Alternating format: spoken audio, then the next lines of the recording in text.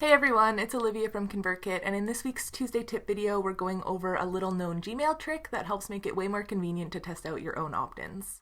Just a quick heads up that this tip does require the use of an email address that supports this feature, which includes but isn't limited to those set up on Gmail or G Suite.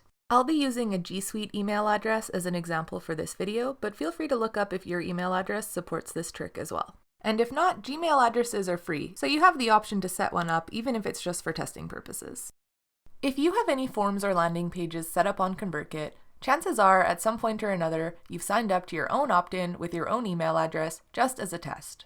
And this is a great idea. We actually strongly recommend it because it's the best way to see how things are ultimately going to look from your subscriber's perspective. However, you probably only have so many email addresses that you can test with, or maybe you only have one email address. And if you truly want to see what happens for someone who's opting into your list for the first time, then you do have to use a new email address that isn't already on your list. One way around this is to simply delete yourself as a subscriber in between each test. And this totally works. However, when you're deep in testing, it can get kind of annoying to have to do this each time.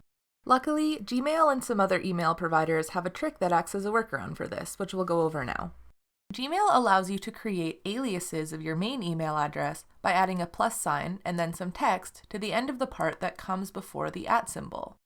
This allows you to sort of pretend that you're using a new email address while still receiving everything to your main address.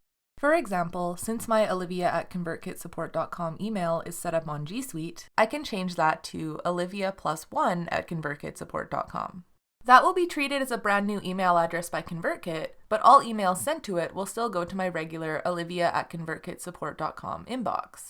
There's also no additional configuration I have to do beforehand to tell Gmail this. Gmail will automatically ignore anything after the plus sign here, but ConvertKit doesn't, so you can use these as separate email addresses for testing.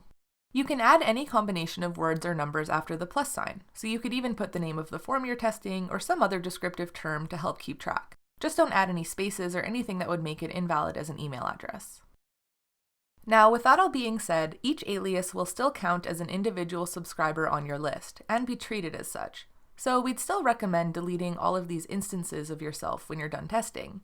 But hopefully this trick can help speed up the testing process and make it a bit more convenient overall.